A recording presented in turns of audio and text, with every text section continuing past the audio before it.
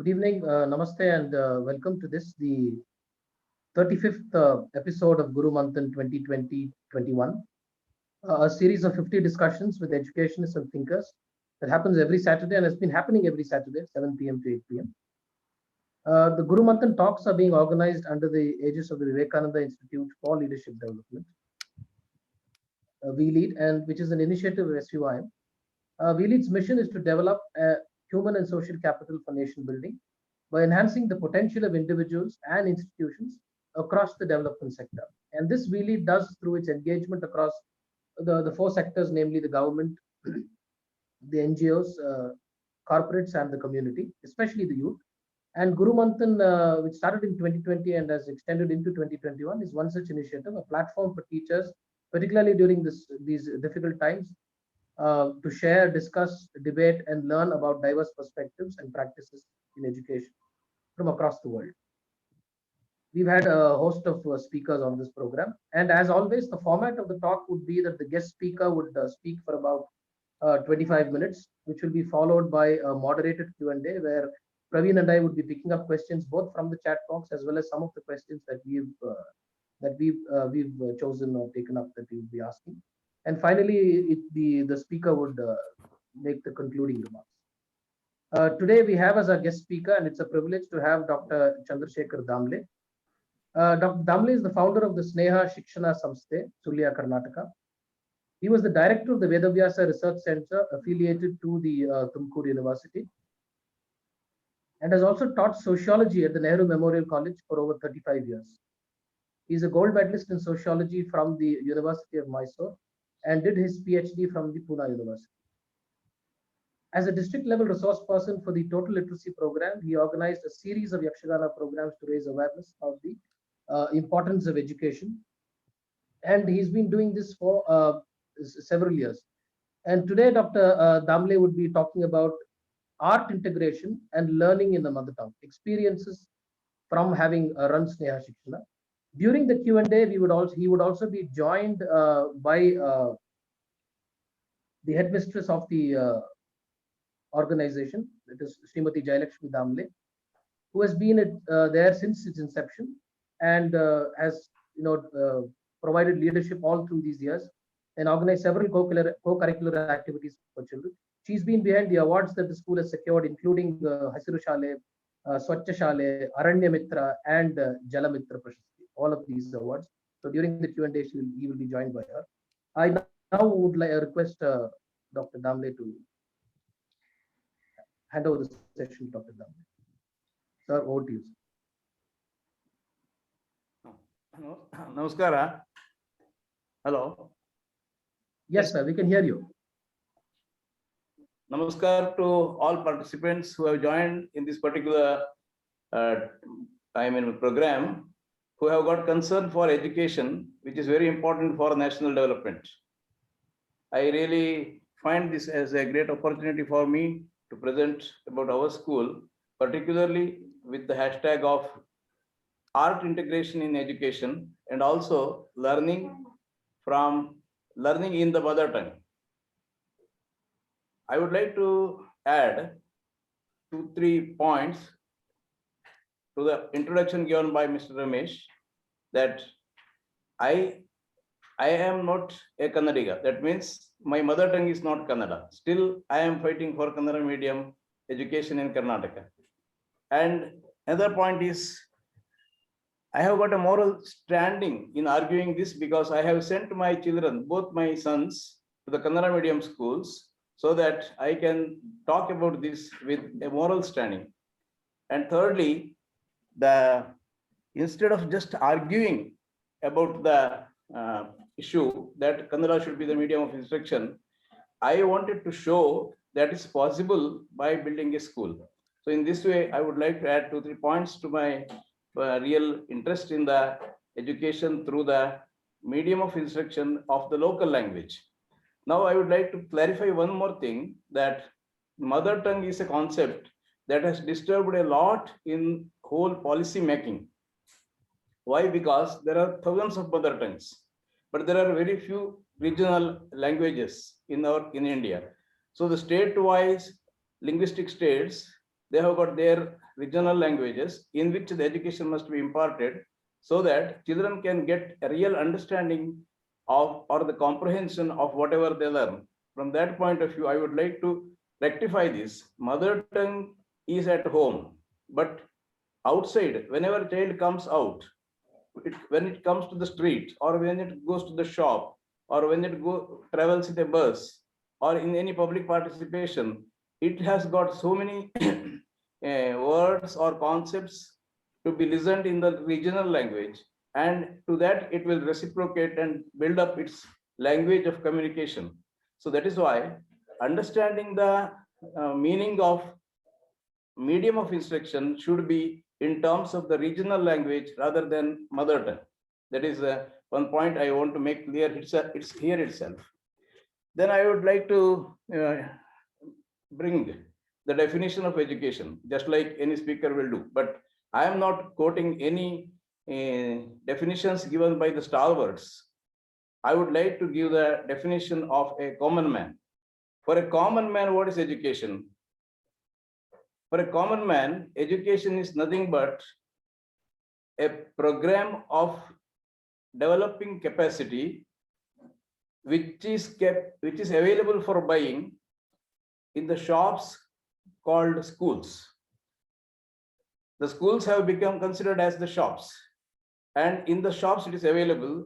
That is why what we find is, in the Indian context, where pupils had so much respect for the institution where they have learned, has gone, because already they have paid for the education.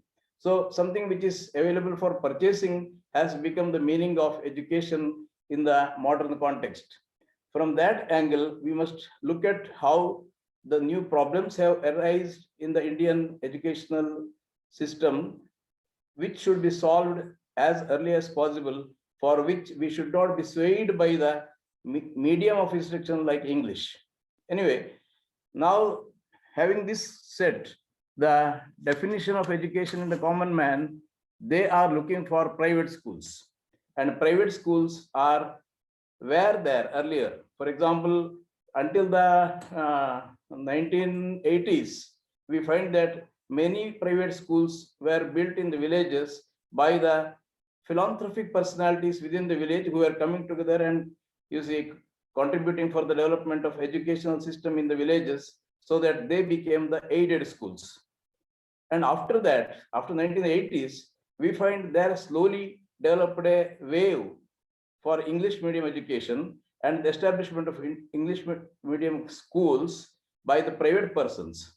So the advantage of public-private participation has been taken in a profit-making method by the private entrepreneurs. So private education through English medium became very, very popular after 1980s, and after 2000, when really the Sarva Shiksha Abhiyan developed, I was introduced in the India, in the whole country. What we find is the parallel development of English medium schools has developed, and that is why there has been a total mismatch between the concept of education and the development of education. So therefore, I am here to present you a system where I have tried to establish a private school, and in that private school, we have developed a system wherein child will learn by full opportunity for comprehending the learning. That means to understand the learning. So ours is called Sneha School. Sneha School is because this school was established in 1996. That means that is a product of my experience as a professor in the college. I was a sociology professor. During my MA, I had studied specialization of sociology of education, and I had understood that how education is a very important transformer of society, and also education is a very important element in allocating people to different areas where their skills and services are required. So here, with that knowledge, when I was teaching in college, I found that we were getting students from SSLC to PUC and from pre-university to degree classes having very high marks. They had very good marks, and we were happy to have them in the classes. But when I really start the lesson, I found them they are blank. And when the first test is conducted, they don't perform well. So I thought that it may be a problem of just introduction to the new system of learning at a higher level. And in the second test, I was expecting a good performance by the students, but it was not also available. It was not also found. So in my opinion, then I understood that they cannot answer, or they cannot, develop themselves from the point of view of understanding of the information. That is because they had learned by mugging for marks. So in the private education, what has happened is marks and ranks have become the criteria on which the standard of education is being judged. But really, it is a kind of misleading measuring rod of marks are not a real tests of the real learning of the student. So certificates have become passports to enter into a job market. So from this angle, I thought that the whole philosophy of education has turned into a market-oriented method. Therefore, I thought of establishing my work in a in the primary school. Since I was sending my son to a Kannada medium school, I thought that my effort I can start in the government school. And I tried there. I gave so many inputs of ideas to them how education can be improved there, because in that school they had sufficient land also. But unfortunately, the cooperation by the teachers was very, very minimum. It was just lip sympathy they were talking to me. And thus I found that I must do it on my own. Instead of advising or arguing by writing articles in newspapers, I thought that let me do it here. And I approached some rich people, but there was no support. They were telling that education establishing a school itself is a bad proposal, and establishing a school in Kannada medium is a worst proposal. So, so that is why I thought that I should go to my friends. So when I went to my friends with this idea, I got some friends who had common, understanding that Kannada medium is the best medium to develop the children. And thus we joined together, 7 of us joined together, and we established the Sneha, because Sneha refers to friendship. And thus this school has come to life from 1996 onwards. Please go ahead with the next slide. You can see the symbol Sneha Shikshana Samsthe Sneha Vidya Dadati Vinayam Dharmam Sukham. There is a very important statement, Vidya Dadati Vinayam Vinayadhyati Patratam Patratva Dhanamapnoti Dhanat Dharmam Tathas Sukham. So I have concised it and brought it like this. And this is called Sneha Prathamika Shale, implies primary school is in Kannada medium, and Sneha High School written in English implies high school is in English medium. And you can see that Swami Vivekananda and S. Radhakrishnan are the prominent figures in front of whenever people come here. Children are, we have built our school on a hillock. We purchased this forest land having sufficient plants, trees, and ups and downs, etc. And many people were finding it difficult to understand how a school can be built here. But now after 25 years, when they come with that, who made the complaint, they find that, oh, this is the way school can be built. Now you see, when the children come up to the school by climbing the hill through the road, there is the wall, that is the compound wall of the school, and on which we have several pictures of Kannada poets, literary figures, and stalwarts of Kannada. So every day children can see, we have written their names, we have written their places of origin, we have written their date of birth, and also we have put the, if at all they are no more, that we have given the date of death also. So once they come up, they will find their classrooms. Please move to the next. They will find the classrooms, and here you can see a very important scenery which proves that we purchased the land with sufficient trees, big trees, and we have retained all the trees. And these trees actually are contributing to the real health of the children, and also they are contributing to keep the whole campus very clean. And it gives the scenery gives a kind of pleasure to the eyes, and therefore every day children are feeling like their school is in a park. I think one slide is missed earlier, slipped earlier. After this, then next, go to the next. Yeah. Now you can see these were the first buildings of our school, round buildings. While we built the buildings, we did not know their advantages, but now we know the advantage of each classroom. This is about 20 feet diameter circle, and inside we can make the children sit in one single line. 30 students can be accommodated in one single line at the farthest round of the class, and in between we are getting so much space for the teacher and students to interact, as well as to have certain plays, dramas, etc.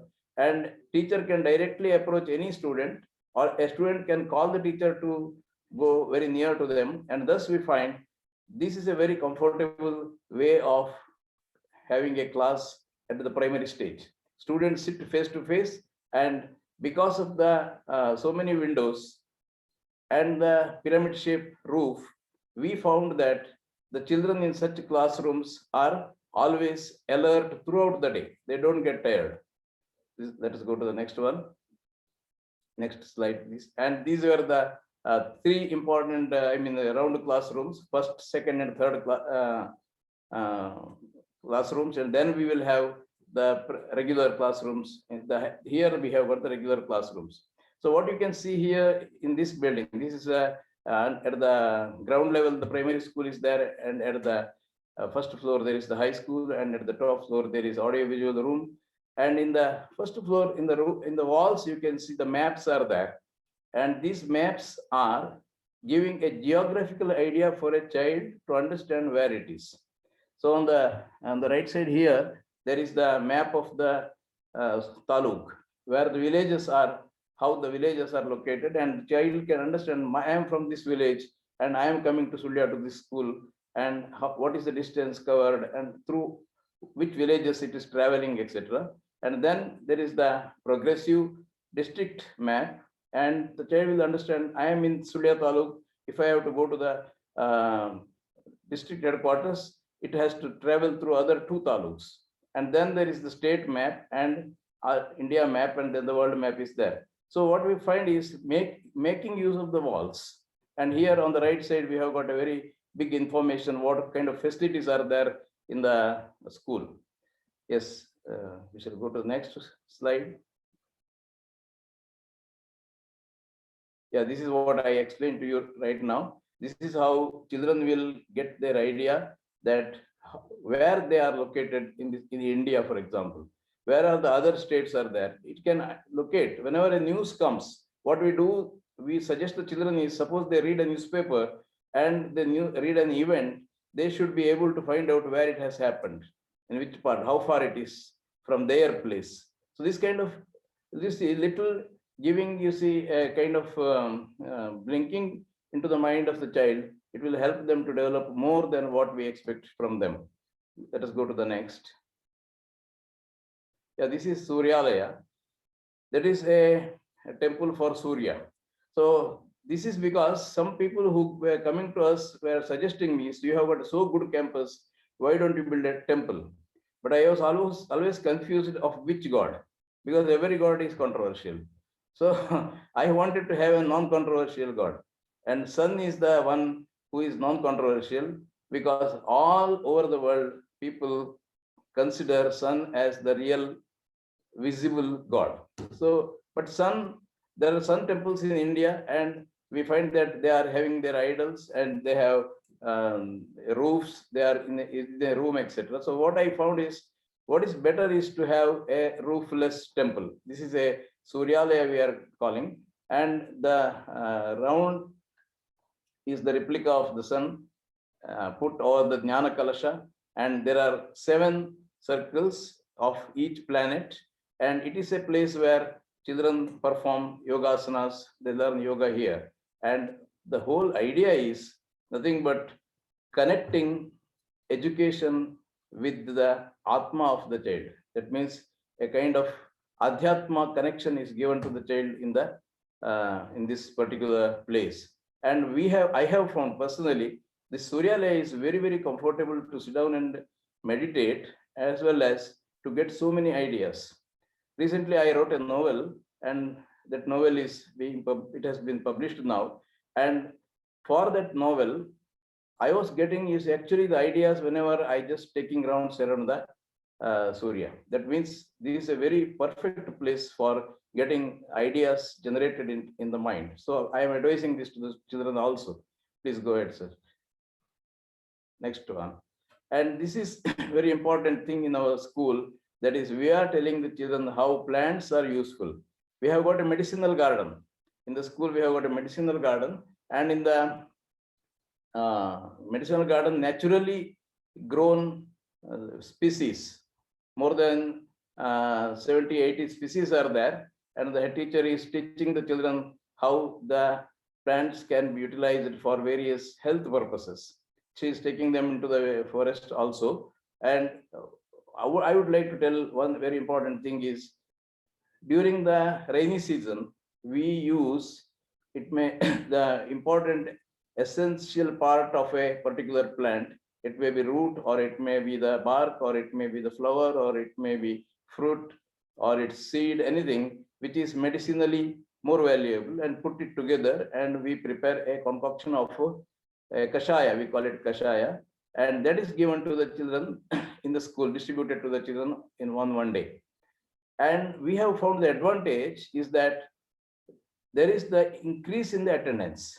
The increase in attendance because children don't get a cold, they don't get cough, they don't get fever, and they are put healthy in the rainy season. Because in our region, rainy season is a very tough time. And in that time, this particular natural medicine helps the children to maintain their health. So next we shall go to I am briefly telling this, otherwise I need 2.5 hours to show our school. These are the foreign visitors. They come on their own, and they check our school somewhere in the internet, and they came. This team of one is from Japan, and 1, 2, 3, 4 others are from various European and South American countries, and they were very happy to be with us for about 1 month. And their main aim was to learn how we can make the eco-friendly system developed in the schools. So similarly, we had other in different years, we had many other foreigners from Germany, Switzerland, Sweden, and one girl from Sweden we had arranged for her marriage also here in Indian style. Go ahead, sir, please. Yeah, she is a girl from Switzerland. I just taught her Yakshagana steps. And next one, please go ahead. Next slide. Yeah, here, this is the marriage for a Sweden girl from Sweden. She wanted to have her boy is from England. Both of them came here. They asked for arranging their marriage in Indian style. And myself and my wife played the parents of that girl. So because we have both sons, so we thought of she's our daughter and arranged for that. But it was not a private affair. All the students and their parents, etc., had come. It was a very big function in our school. Please go ahead, sir. Next. This is the art room. Art room, in the sense, the school property is having a particular stream, particular stretch where so much rock is there. And the rock, I did not want to smash it and get it for the building purposes. So on that, we have built this art home. And in this art home, we have got Yakshagana statues and modern art. And that is the Chinese laughing Buddha, etc. And it is written that Kalayu Buddhi Mattu Hridayagalannu Aralisutade. That means it is flowering the Buddhi and heart, intellect and heart. So children, whoever come here, they will play for quite long time, and they get energy in the art home. And art integrated, for example, today's talk is having its hashtag as art integration. So by this particular art home, we allow the children to develop themselves the artistic skills in art, and whoever artists are coming to our place, we are giving chances for them also to contribute their skill on the walls. So if someone comes to visit this, I have got so many things to show in this art home. Please go ahead. Next one. This is a very interesting structure which came automatically, that I wanted to have a classroom and I found this is a place where I can build it. Then there was a tree. I did not want to smash out the tree, cut the tree. So keeping the tree in the center, I built the walls and the roof. And then I wanted to have a class inside. But what I found is the tree was distracting the children in the class. So that is why what we converted is, we have thought of using it in a different play home, like sand was filled in the total room. In the 20 feet, width of this room, we find totally sand is put, and children are finding it so good to play in the various creative art is coming in the sand. So it is called Barahadamane. Barahadamane means house for writing. So in the olden days, people learned the letters by writing in the sand. And here also children come with some water and they are putting it, but they are not writing. They are creating so many things. They prepare roads, then the canals or dams, so many things, whatever comes to their mind, they are doing it here. And they prepare even idli chapati also there in the sand. So thus we find it is a very, very creative place, wherein in the outside we have got put so much general knowledge things. Since the tree is there in the middle, what we have done is we have built all the 6 pillars, which are very strong concrete pillars, but we have given the shape of the tree. So thus, this is a very important place for the young children from the LKG, UKG to the first and second standard, and even for the third, fourth also. Every child wants to go at least once into the Barahadamane. Yes, next.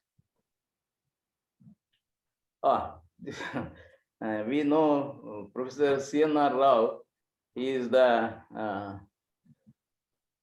Bharat Ratna awardee, and he gave a speech wherein he told that he brought up in Kannada medium, and that is why he could make such achievements, a big achievement. So it is inspirational kind of words. So I wanted him to visit our school, and it was a great thing that he came to our school and blessed the children. He gave a very, very inspiring speech, not only to the children of our school, but also I had invited more than 200 students from different schools, and it was a great function. Please go ahead. And yes, next one. He was talking to the children, and Professor, his wife was also there with him. Professor Chidananda, Vice Chancellor, was accompanied. And here, this is the science park, which was inaugurated by Professor C.N.R. Rao. And this is an open park wherein we find that how the physical experiments can be conducted in an open place. So this particular, at this end, there is one instrument wherein it helps to understand the gravitational force. Then various experiments are there. And this particular science park is very much inspirational for the students to go through the questions, because in science can develop only through the questions. So our objective is, unless the whole system of education has become providing the answers to the children. But here our perspective is not like that. Children must develop questions and then they must find the answers. That is the objective. Please go ahead. Next one. This is the our honor, respect given to the scientists of ISRO during the Mangalyaan. What we did not want to write a very big flex and take it through the roads in the town and say Jai to the scientists. But on the other hand, what we thought of in the school is, we put a yellow screen on the wall, and in front of that screen we put four plates in which the colors were put. This red color, brown color, green color, and black color. And these lines were drawn by the drawing teacher. And we asked the students to come there and put their hand in one of the colors, whichever they like. And if they put their hand in the red color, they have to put it here. If it is in the brown color on the tree, then green there, like that. So this is how Mangalyana was honored. Children, these are, if you closely look at, you can see the hands are there. And at the bottom, you can see like the grass. And the grass is also nothing but the hands of the young children who could not touch the higher spaces on the wall. So this is it's appearing like a grass. So this was a very important. We sent this photo to the ISRO and they were very happy on that. Next, please. This is practical learning for the children. That means children are preparing the jhadu, that is brooms, by the coconut leaves. I mean, the sticks of coconut. So they themselves are doing it, and to the whole school. Not only this one, there are various batches of students are there. So in our school, we have got sufficient coconut trees, and we get these leaves, and thus for the whole school, for the whole year, we have got our own brooms. So we use them regularly, and this is how children are interested to learn it. Similarly, many other activities are also conducted in the park. Next, please. Yeah, many people are against asking children to clean the campus. But in our school, so far, we have no complaint by any parent for their children participating in the cleaning process in the morning. When the children come, they themselves start taking the broom and starting cleaning the campus. And this is an indirect way of learning of their own household works. I think the dignity of labor, the very important phrase is the dignity of labor, and that is being learned, should be learned in the school. And thus we start our morning by the children in batch wise. On Monday one class, second Tuesday another class, like that. We have got batches, and they are doing it every day. Please go ahead. Next one. This is in Suryalaya, how children are sitting and praying in the morning sometimes. This is not regular. In a special situation, children sit like this. And then let us go to the next one. Yeah, this is a competition of preparing Akash Butti. Akash Butti is prepared during the Deepavali. And the lamp is put inside and it is hung during in the evenings. And we find that this is a competition with a message that children will get a prize for doing that. And then another thing is they will take a pledge that they will not use crackers at home. Crackers are harmful not only to the person but also to the environment, and it is a waste of money. Instead, let them have cool lamps as a Deepavali celebration. It's a part of Deepavali celebration. So in this way, we have got various activities in the school, and I would like to point out some of the healthy practices, very important healthy practices that what I find is cleaning the campus. I have told you already. Then avoidance of plastic.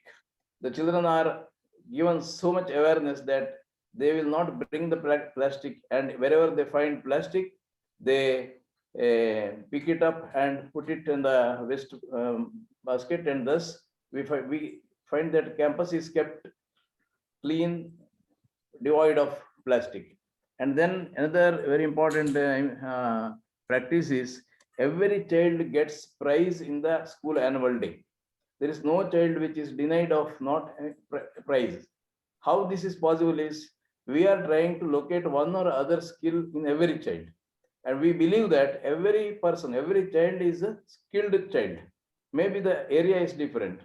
I would like to tell you here that one year we find that two students were all couldn't get prize in any competition.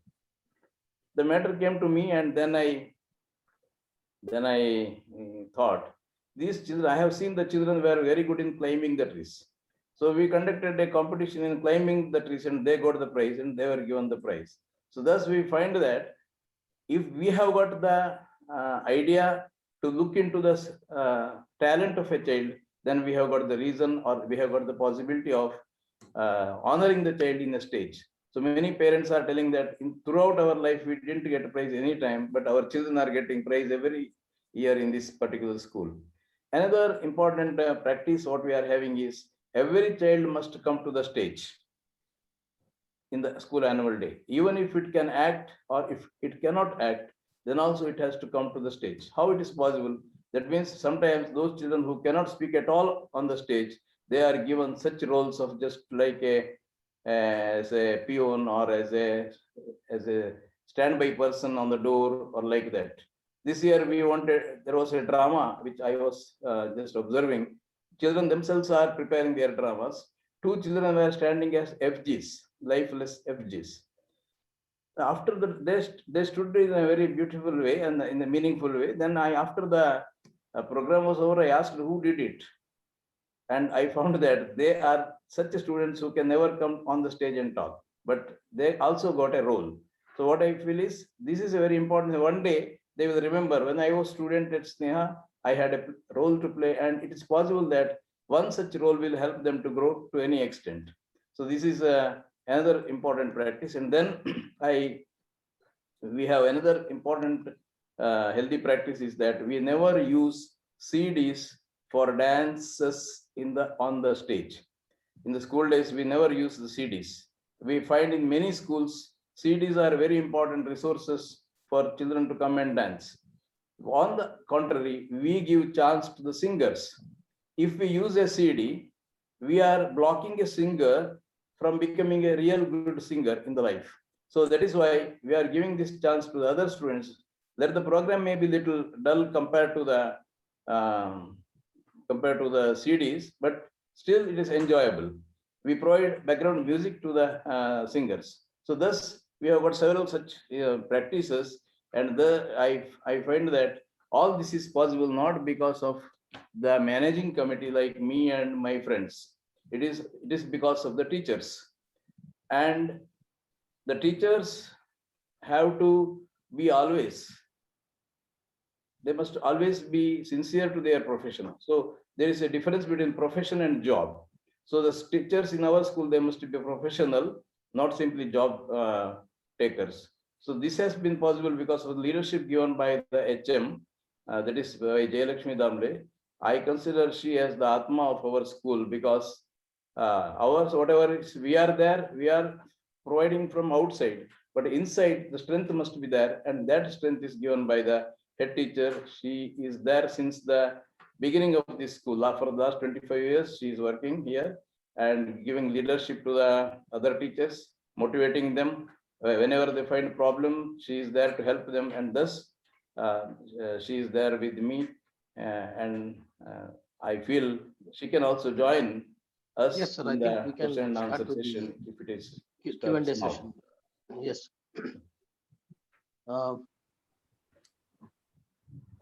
The first question I had is, one of the things that, I had and which I wanted to ask, is that increasingly parents want children to study in only English medium schools. I mean, Yeah. even in many of our, I have heard even in our schools, they say that, parents want their children to study in English medium schools. Yes, yes.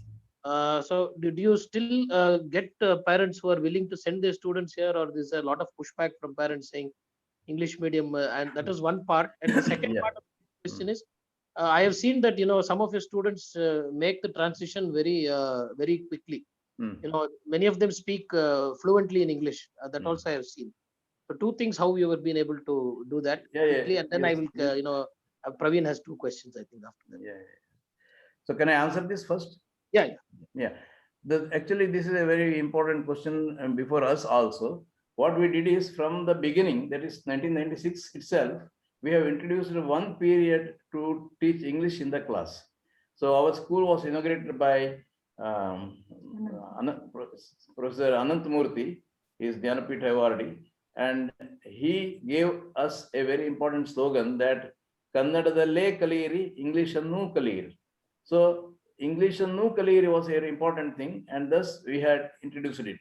What we find is that our children in our school have developed English in such a good way that they have overtaken in the job market their contemporaries from the other English medium schools. They are in a very high position. They can speak, they can deliver speeches, they can conduct programs. And one more thing I wanted to bring in was their behavior wise.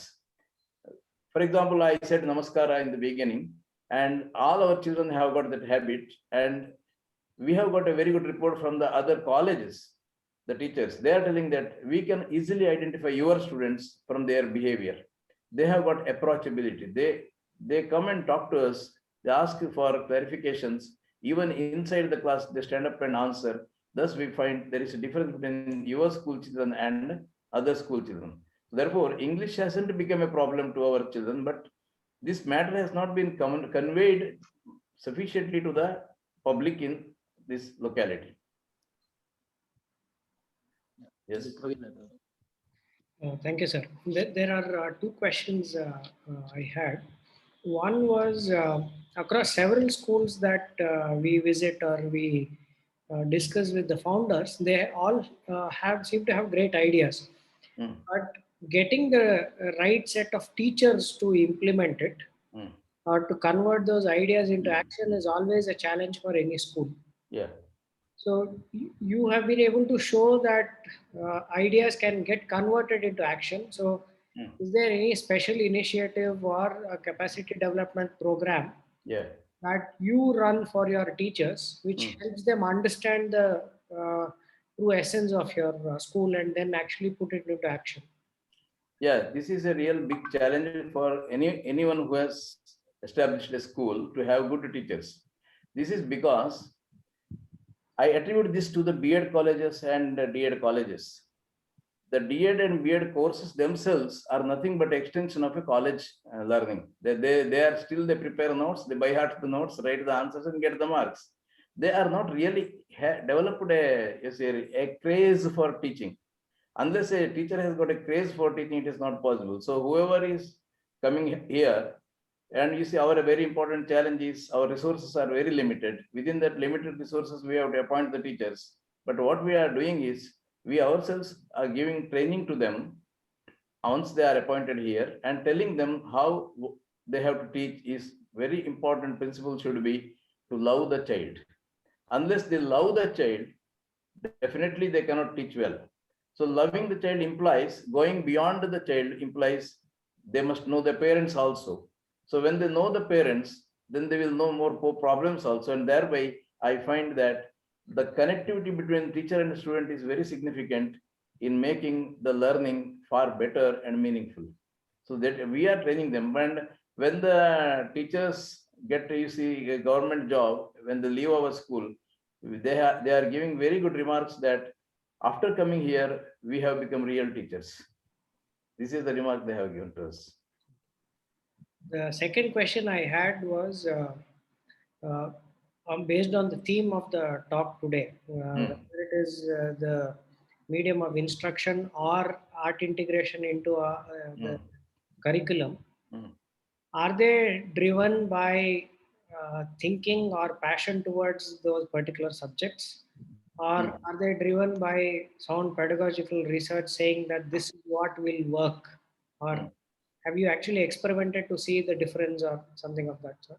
You see, regarding the education, always it is said that learning by doing. And learning by doing is a very important theme. And for learning by doing, we must use various resources which are available in the nature. Nature is a big teacher. And we have preserved the nature around the school. So you see rich. I will give you one example how what happened once. Once one very big tree fell down on another, and we had to cut the tree. And then we are little worried that such a good tree is lost. But after 15 days, we found that at the real root of the tree, there are so many sprouts. Suddenly they have come up. Then what we did is we took the students there and told them, you see, this is the survival instinct. This is the example for survival instinct. So we are talking of survival instinct in the classroom, but they cannot really understand it. But here, by showing in the nature, we can tell them. Therefore, what should be the mind of the teacher is to find out whatever is there in the locality or in the campus or even in their houses. They can think it as a resource to teach in the class, to take into the class. Once the teacher takes something into the class, the curiosity of students is really, you see, outcoming. So it is the teacher's role to play like that. Ramesh, you had a question. Yeah, I think you also wrote one book, sir. I remember when I last met you, it says, don't say your child is mild. I think if I remember that correctly. Yeah. And you said that book was, directed towards parents. And I think you also make it a habit. I don't know if I'm correct, but to hand it over to all the parents of your students also. Yeah. So I was just wondering what made you write that book, because it is because I've seen the book, and there are a lot of instructions directly given to parents as such. What was the inspiration for that, and what was it primarily the reasons for that? Was the outcome of my counseling to the parents of single child, because today we find children are getting lots of information from outside, maybe from television or maybe from the whatever casual talks they listen to and so forth. So children are also capable of blackmailing the parents, and parents are afraid of solving these problems. And sometimes there is the wrong expectation by the parents and different capability between the capability of a child and expectation of the parents. There is so much wide gap, and that should be solved. So I treated certain such cases, and 10 cases were taken as examples, and I have brought out that book. Don't say my child is mild. Many parents say that my child is very mild, he is troubled or she is troubled by other children, but they do not know how much their child is troublesome. So this is a thing which is to be made understood to the, for example, in that particular book, there is one story of a engineering college student who became very, very problematic to the parents. And ultimately it was known that he was not interested in the engineering course, but he was interested to become an artist. This was discovered, and when it was told to the parents, they were happy that they allowed him to join an art school. So in this way, that particular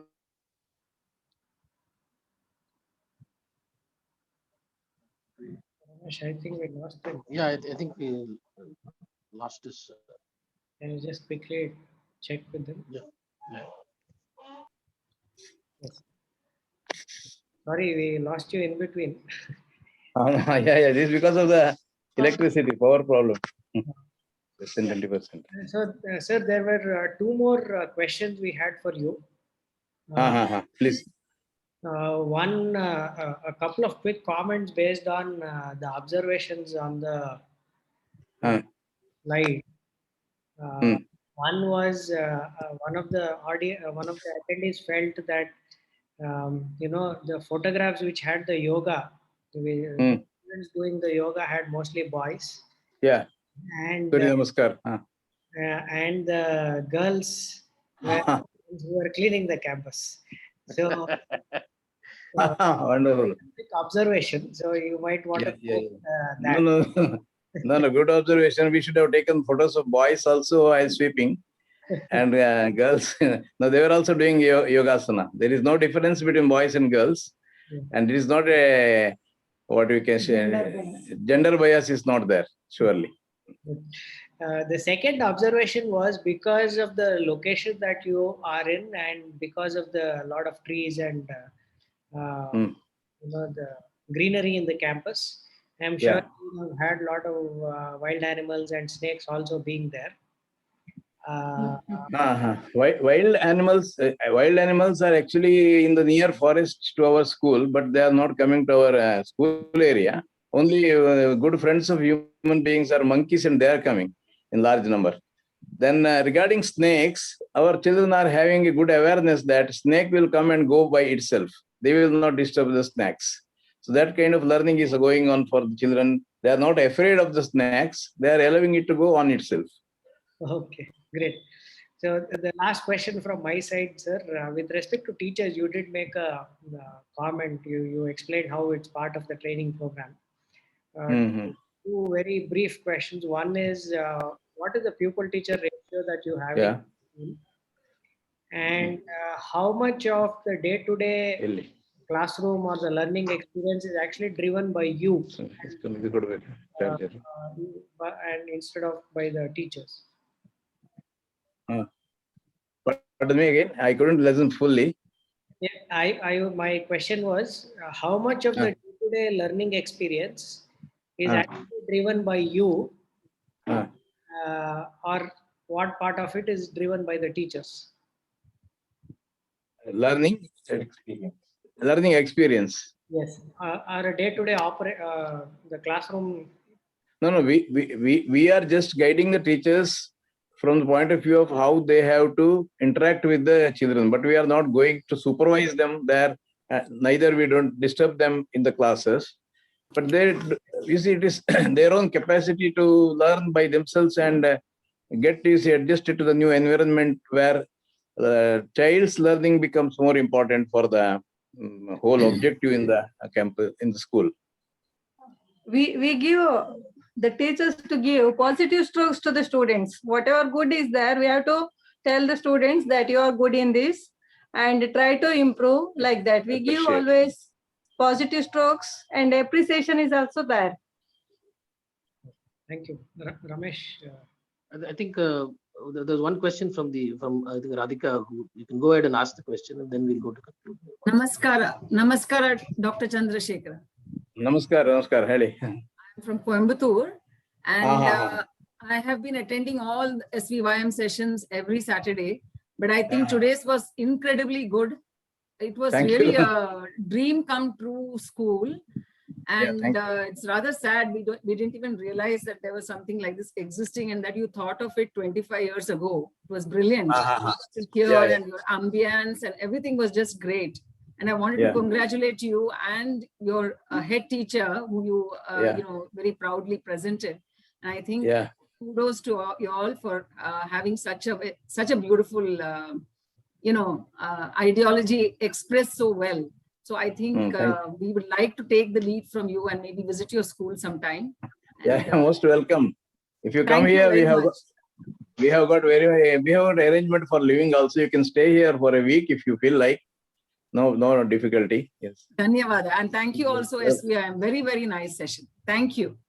Thank you very much. Thank you. I think Mr. Sudarshan had a question. I think you can just go ahead and ask the question directly. Namaskara, Damle sir. Namaste, Sudarshan. We lead in that.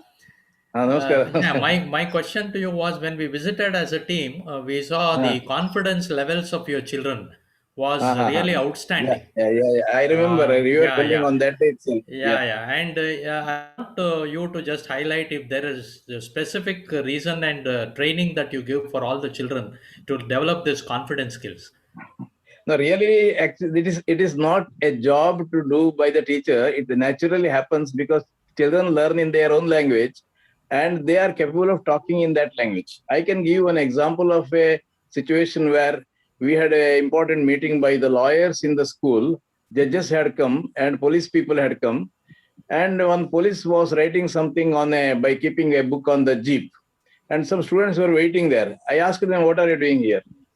They told me that we want to give a salute to this man. We are waiting for him to finish the writing. So to that extent, they are confident to interact even with the policeman. They are not afraid of that. So this actually, I'm here to give one experience of myself.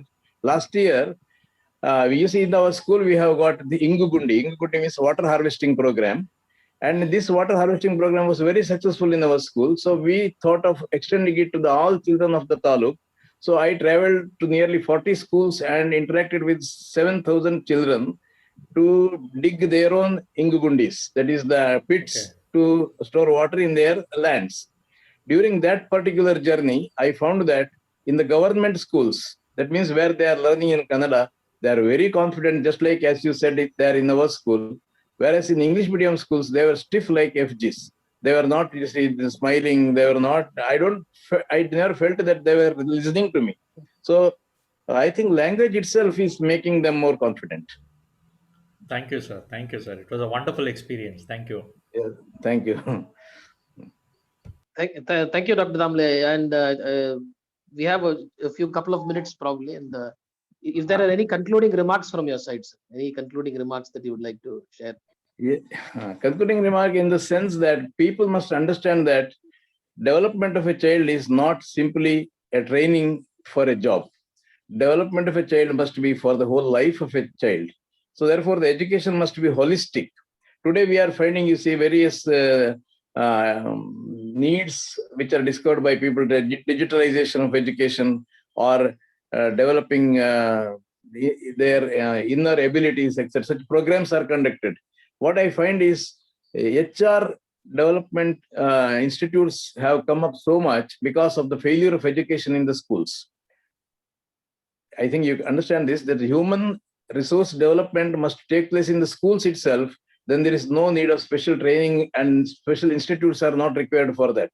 But this is not happening. Mainly, I attribute again this on the B.Ed colleges where real teachers are not built, but only certified teachers are coming out and they are trying to get the jobs. Whenever they come here for jobs, I am talking to them for nearly 10 to 15 minutes and trying to dig out if they know something about real profession of teacher, and I find that zero. So that is the difficulty of Indian education system now. And government schools must be, my concluding remark is that we must strengthen the government schools. I am ready to close my school, but unless I will not close until the government schools are developed. I am here always for the development of government schools. That is my idea. I can tell you that in sociology, we have got a theory of ideal type. So my concept of building this school was an ideal type school. What all things must be there in a school? What all kinds of support we can give to a child by the environment, ecosystem of the school. Similar schools, if the government is building, then there is no need of private schools. This is my remark. If you have any more questions, I am ready to interact. Thank you. Thank you very much, sir. I think we've had a wonderful session. I'd like to thank you, Mrs. Damle as well, and all of us, all of you, and who have come. I think we ourselves, have had a great experience, and I think there's much to learn from that school as well as. And one more thank thing you very is much. please excuse me. One thing I would tell, as expressed by one Radhika, I think. If anyone is there interested to visit our school, they are welcome here, and we are ready to show what things are there. And really, we need more time to explain them practically just in here. So, welcome to anyone who is interested. They can contact me. I think you can give my contact details to them. Those who want it. Yeah, we will share your contact details, email ID as well. And Yes. thank you very much once again, and also thank everyone who have continued to participate in these. This one, we still have quite some journey to go. There's still several lectures that will come on. We'll keep bringing them to you every Saturday. And thank you once again for both the sessions. Thank you. As well as, thank you. Thank you. And thank you everyone. Thank have a great weekend. Yeah.